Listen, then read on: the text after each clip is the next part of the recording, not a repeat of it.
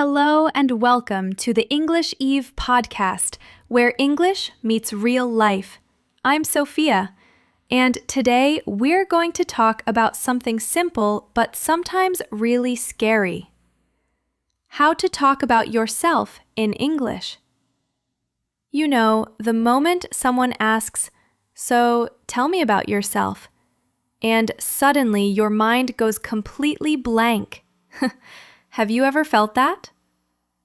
Joining me today is James. He's a learner with an IELTS score of 7, and he's here to share his real experiences, the wins, the mistakes, the funny moments, everything about learning to introduce himself in English. Hi, James. Welcome. Hi, Sophia. Hi, everyone. I'm really happy to be here. And yes, I know that blank mind moment too well. I still remember my first English class in the UK. The teacher looked at me and said, "Please, tell us a little bit about yourself." And I just froze. My heart was racing, and all I could say was, my name is James. That was it.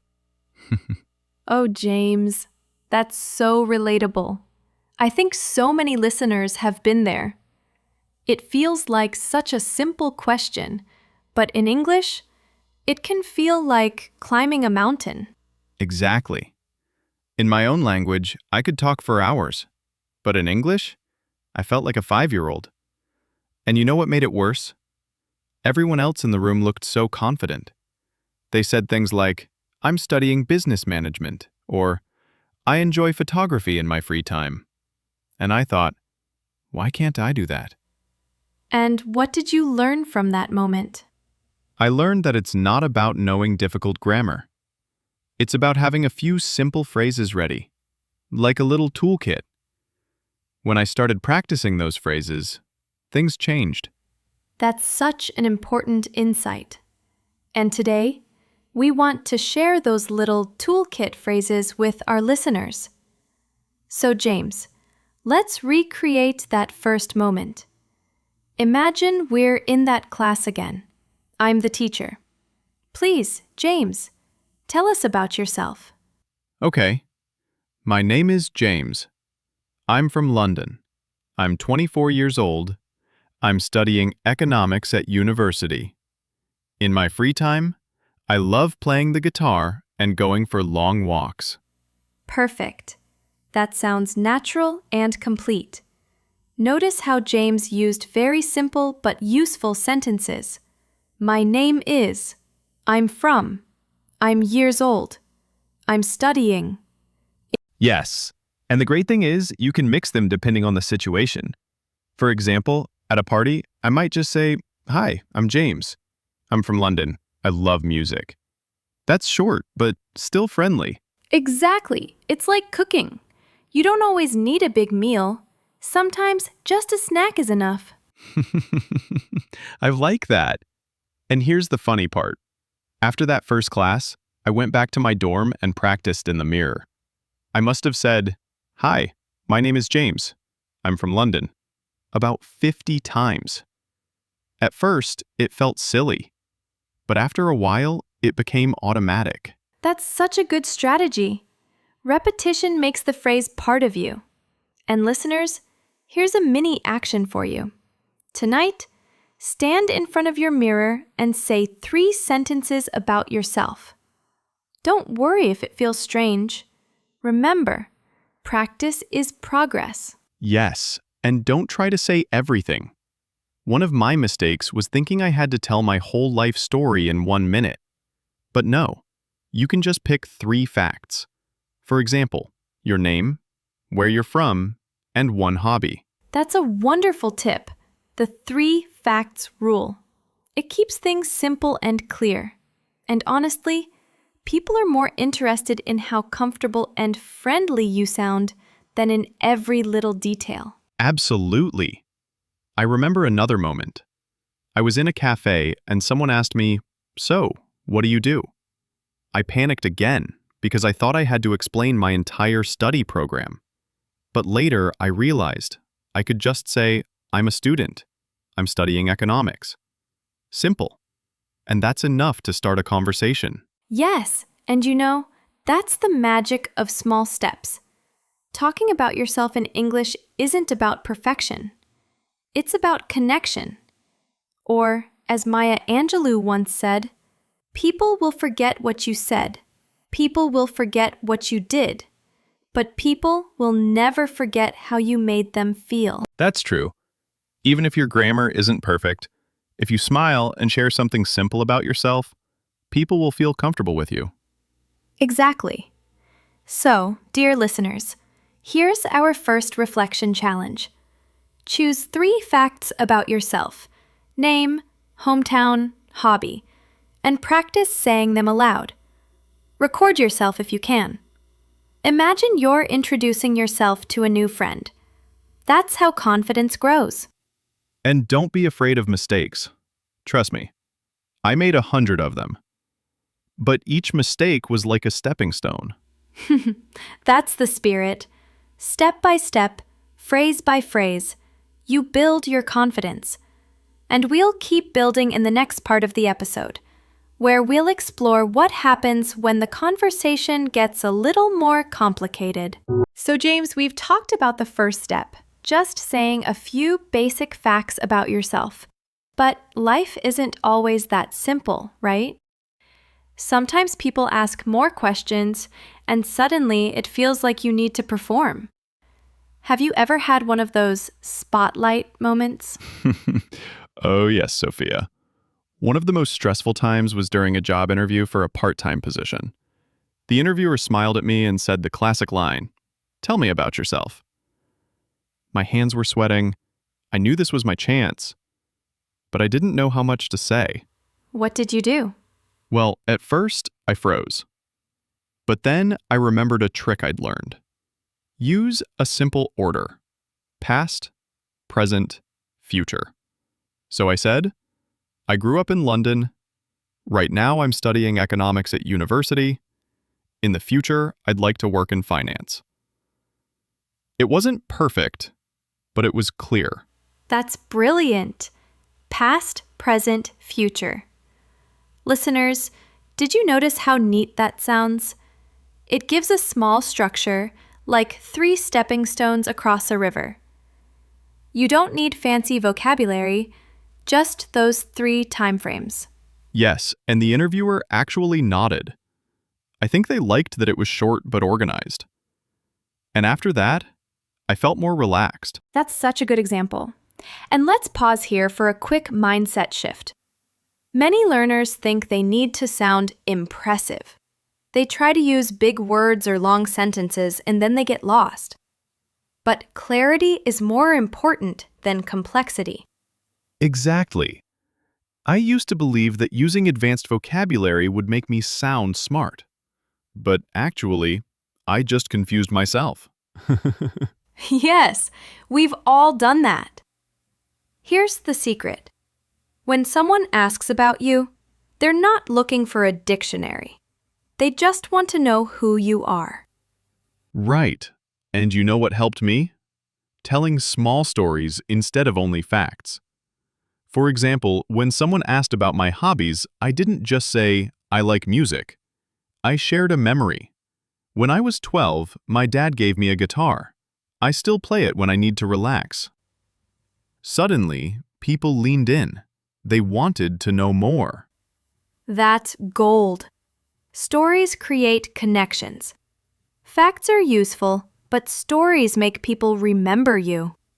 Yes. And actually, I tried this once at a university event. A girl asked me, "What do you do in your free time?"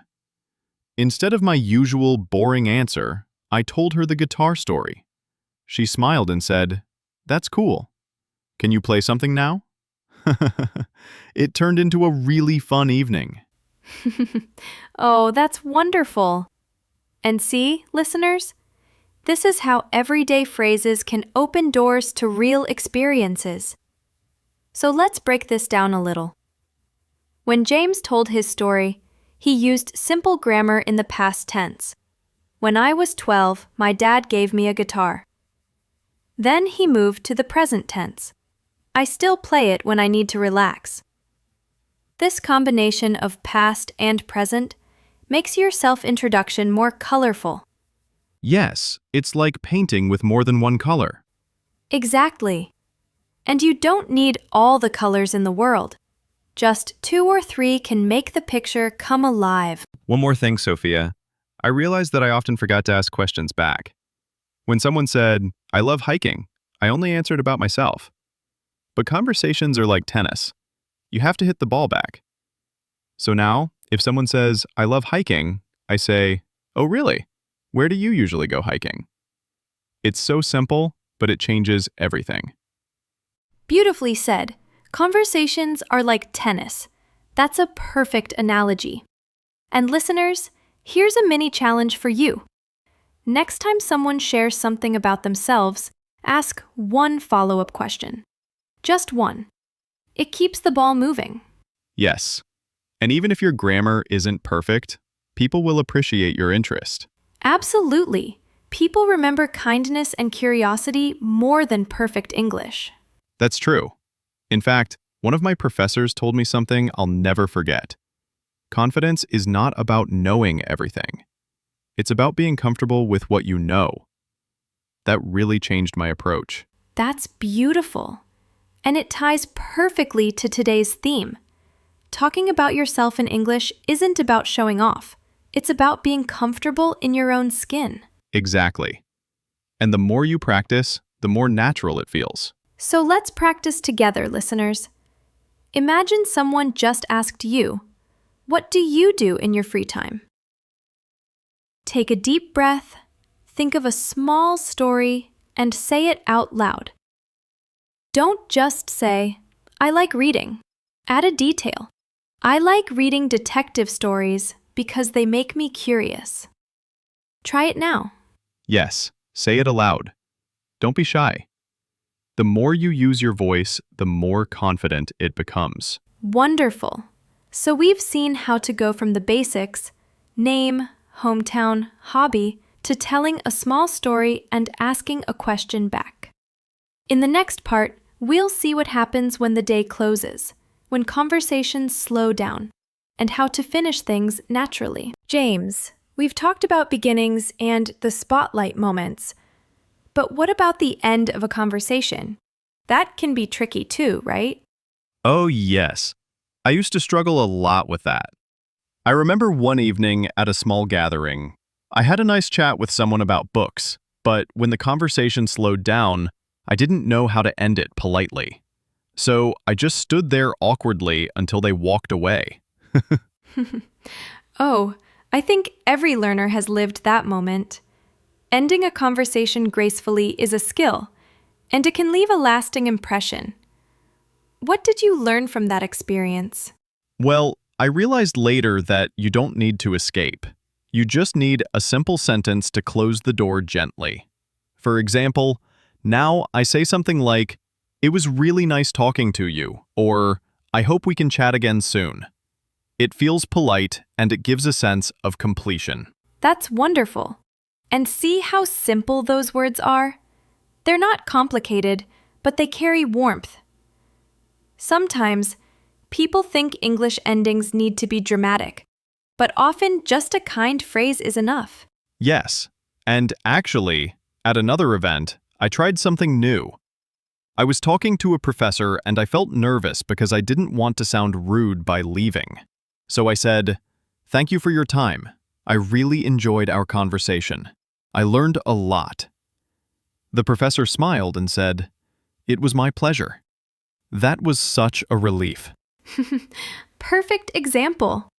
Gratitude is a powerful ending. It doesn't matter if you're speaking to a friend, a colleague, or even a stranger. Thanking them for their time always works. And one more thing, Sophia. Sometimes I didn't know how to connect the ending with action. Like, how do you end and keep the relationship alive? Ah, great point. Endings can also plant seeds for the future. You could say, "Let's stay in touch," or "Maybe we can continue this conversation later." These phrases show you're not closing the door completely. Yes, I remember once after a group discussion, I said to a classmate, I'd love to hear more about your project. Maybe we can grab coffee sometime. And guess what? The next week, we actually did. That small sentence opened a door. Exactly. Endings can also be beginnings in disguise. I like that. Endings can also be beginnings. You know, James, what strikes me here is how much courage it takes to start a conversation, to keep it alive, and even to end it kindly. It's not just about English words. It's about being human. Yes. And the funny thing is, once I practiced those small phrases, it was nice talking to you. Let's keep in touch. Thank you for your time. I started to feel less pressure. I realized conversation isn't a test. It's just connection. That's a beautiful shift. And listeners, I want you to notice something. James is using very clear, short sentences. This is a strength. Don't underestimate simple English. In fact, sometimes simple words touch the heart more than complex ones. True. In fact, a friend once told me, politeness is the universal language. That really stuck with me. That's such a wonderful reminder. And it ties into English practice so well. If you don't know what to say, choose politeness. That will never be wrong. Yes, and I think one of the best ways to learn is to practice these endings out loud, even if you're alone. I sometimes look in the mirror and say, "It was great talking to you. Have a good day." It feels silly at first, but then it becomes natural. That's such a great tip. Listeners, why don't you try this right now? Say one polite ending sentence. Maybe, "It was lovely meeting you," or "I hope we can talk again soon." Speak it out loud. Feel the rhythm. Yes, don't just think it, say it. Your voice is your practice tool. Exactly. And when you practice enough, you'll find yourself using it naturally in real life. Absolutely. And honestly, Sophia, these little changes gave me so much confidence. Instead of feeling stuck, I started feeling like I had small keys in my pocket. Keys that could open or close conversations whenever I needed. I love that image. Small keys in your pocket. And each phrase you learn is one of those keys. Yes, and when you have enough keys, you're not afraid of doors anymore. That's beautiful, James. And listeners, as we close this part of our journey, remember, endings are not about silence or awkwardness. They are about respect, gratitude, and connection. A kind ending will always leave the other person with a good memory of you. Yes, and maybe, just maybe, it opens the door to another conversation. Exactly. And that's the magic of language. James, we've traveled through beginnings, highlights, and endings of conversations. Now I want us to pause and reflect. When you look back on your journey, what's the biggest lesson you've learned about talking about yourself in English? I think the biggest lesson is that it doesn't have to be perfect. At first, I was always thinking, what if my grammar is wrong? What if I don't use fancy words? But then I realized people remember the feeling, not the grammar. They remember if you were kind, interested, and authentic. That's such a powerful truth. Sometimes learners are so focused on the technical part, did I use the past perfect? That they forget communication is about connection. And when you talk about yourself, authenticity is the bridge. Exactly. For example, I once told someone I like to read books about travel. Grammatically wrong, right? But the person didn't laugh or judge. Instead, they said, "Oh, me too. What's your favorite?" That moment changed my mindset. Yes. And listeners, I want you to hear this clearly. Mistakes are not failures. They are invitations. They invite others to respond, to connect, to continue the conversation. And sometimes, mistakes even make the conversation warmer because people see you're trying. True. And here's another reflection. The words we choose shape how we see ourselves. If we use phrases like, "I'm not good at English," or "Sorry, my English is bad," we send a negative signal. But if we say, "I'm still learning," or "I'm practicing every day," we send a positive one, both to ourselves and to others. Oh yes, I used to always say, "Sorry, my English is poor." Then one teacher told me, "Don't apologize for learning. Say instead, 'I'm still learning.'" That one sentence changed how I felt. I didn't feel ashamed anymore. I felt motivated. That's a mindset shift right there. And I want our listeners to take this challenge.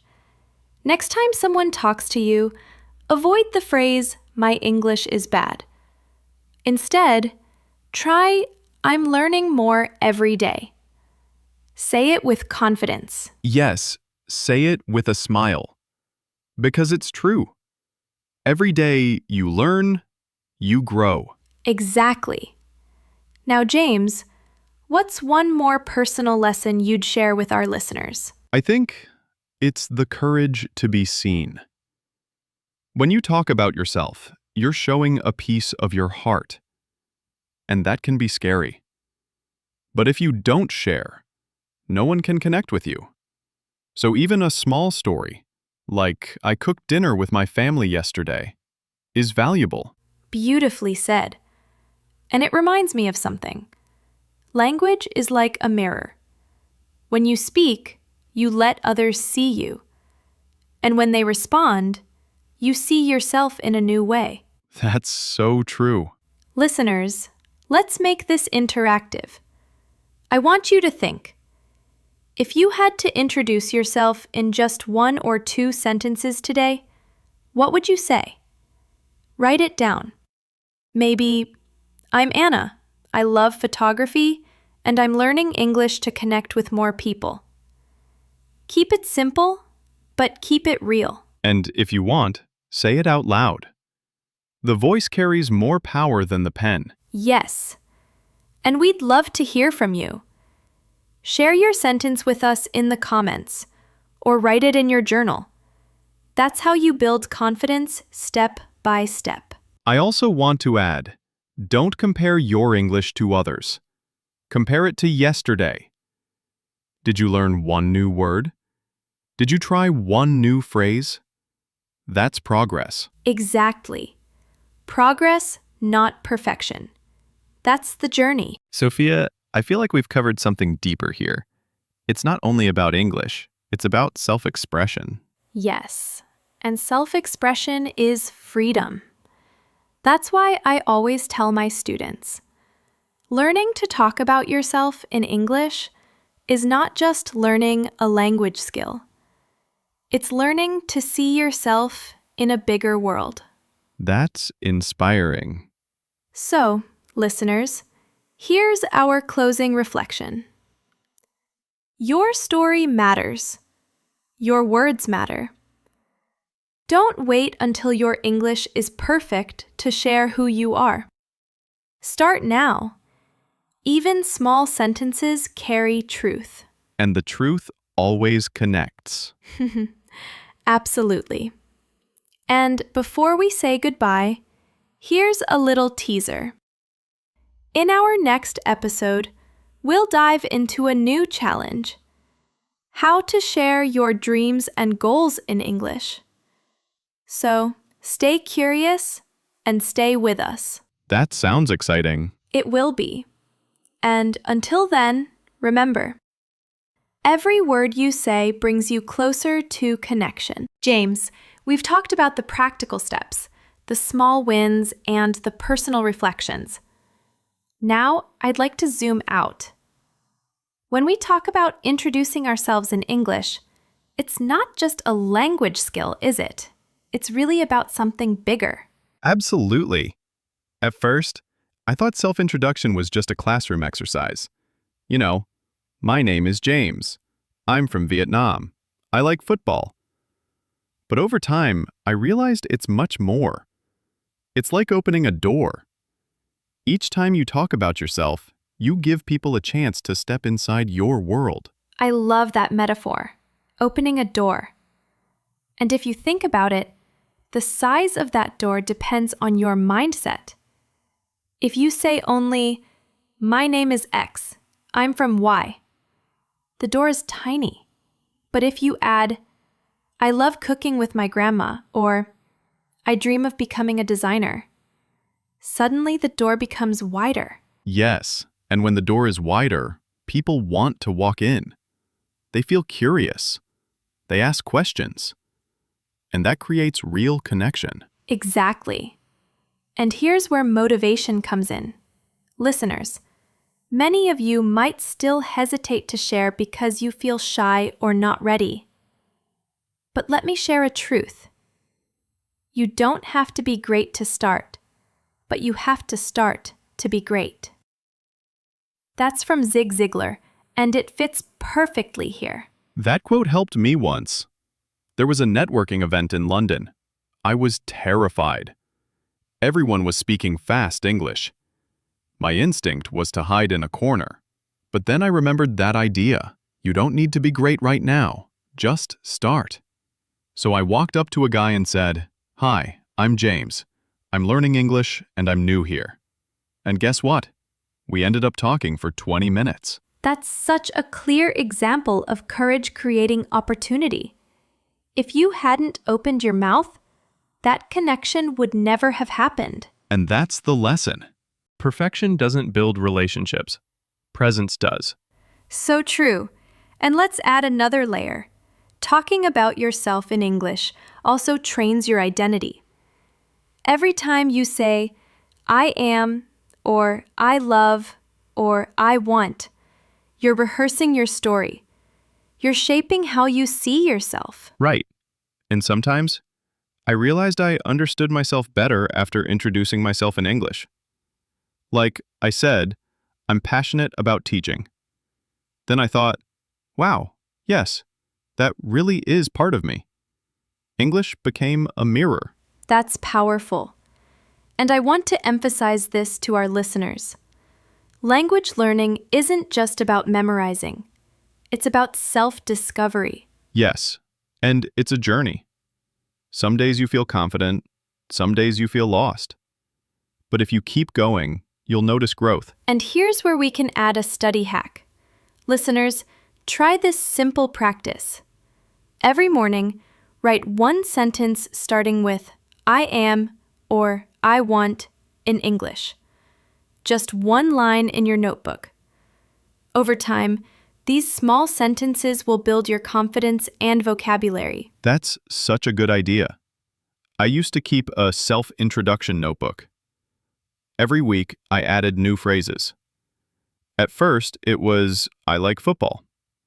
Later, it became, "I'm fascinated by how football brings people together." My sentences grew longer, and so did my confidence. And you know what's amazing? That practice doesn't just prepare you for English conversations. It prepares you for life. Because every successful conversation begins with knowing yourself. You're right. And I think one more motivational piece is this. When you talk about yourself, you're giving others permission to do the same. It's like a ripple effect. Exactly. Sharing is contagious. When you open up, others feel safe to open up too. And that's how trust is built. So the deeper takeaway is, talking about yourself in English isn't only about grammar, vocabulary, or fluency. It's about courage, identity, and connection. Beautiful summary. And maybe we can end this chapter with one more quote. I often remind my students with this line from Maya Angelou.